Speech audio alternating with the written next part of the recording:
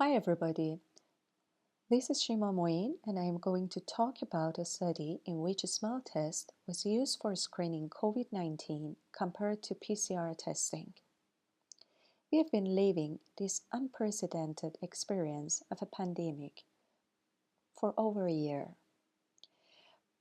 We went through many similar feelings and experiences during this time. One of them was rushing to odorous substances just like this cute squirrel if it's suspected to have COVID-19. We wanted to make sure if we could still smell normally. But here is the question, does normal sense of smell really rule out COVID-19? Here is a brief reminder of the previous studies done by our group. In April 2020, our group used University of Pennsylvania smell identification tests to show that COVID-19 hospitalized patients had significantly lower test scores compared to their age-matched controls, as shown on the left. Note that the dysfunction was evident for all 40 opposite odorants, as in the bottom right figure. Thus, practical, sensitive, and inexpensive smell tests were suggested to be of significant value in the rapid identification of COVID-19 patients. As mentioned earlier, Opsit was used in that study, which is composed of 40 odors.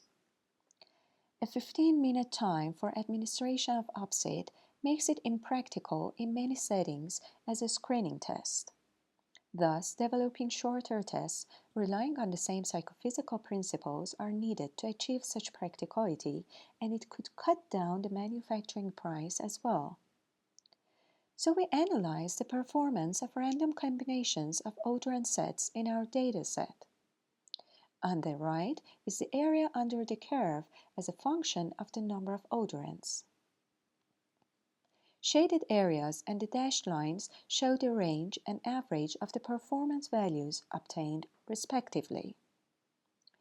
The performance of the optimized set at each number is shown with solid line. The results indicate that at about 8 to 10 odors, we could have a good performance for the smell test.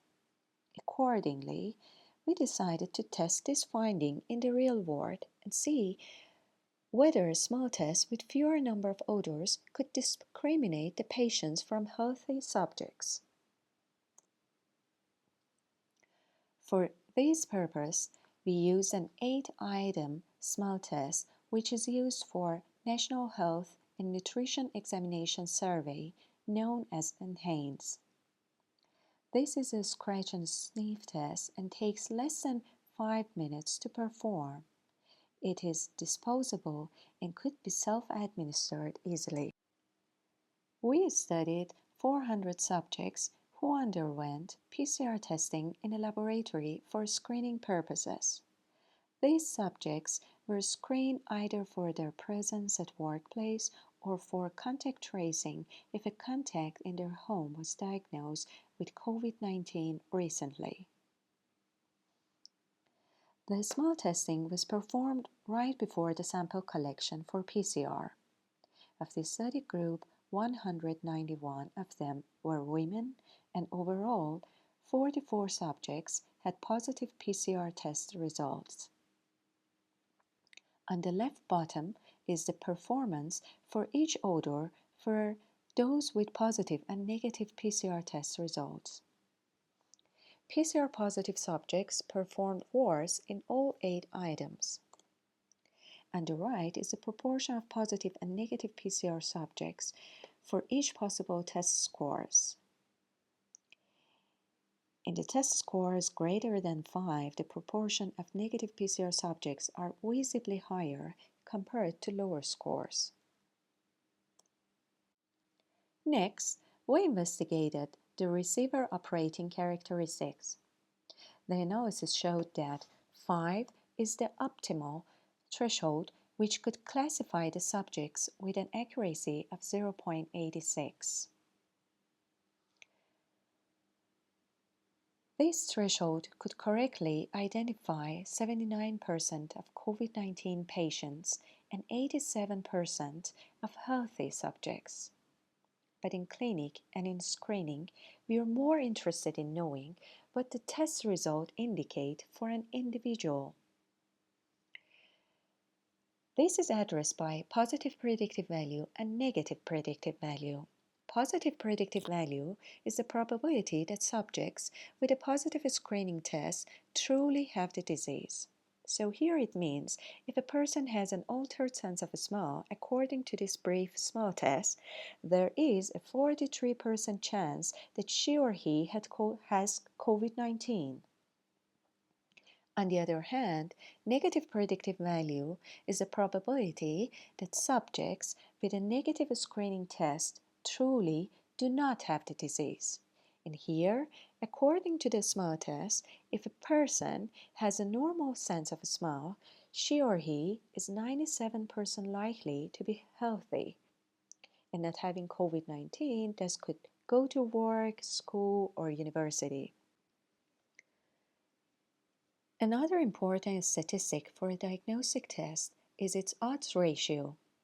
The odds ratio is a measure of the effectiveness of a diagnostic test and is defined as the ratio of the odds of the test being positive if the subject has a disease relative to the odds of the test being positive if the subject does not have the disease.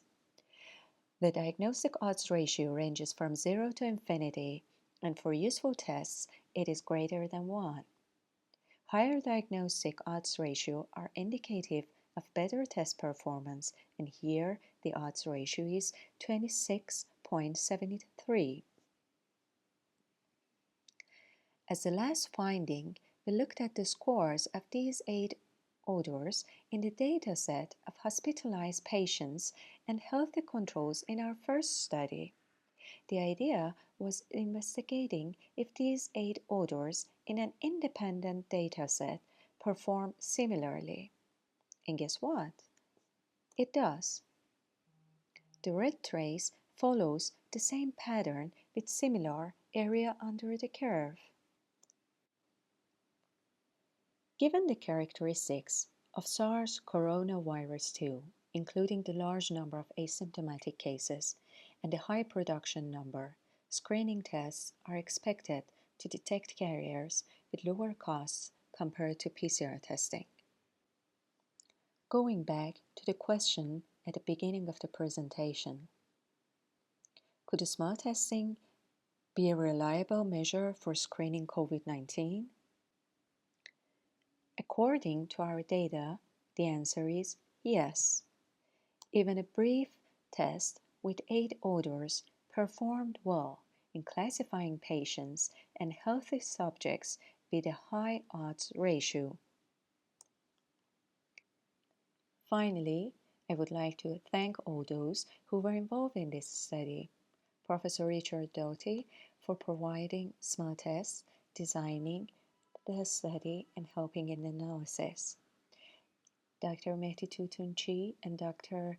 Meinu Shabani for providing PCR testing for subjects. Dr. Mana Zaman and Amir Dehan in helping data collection from the subjects. And thank you for your attention.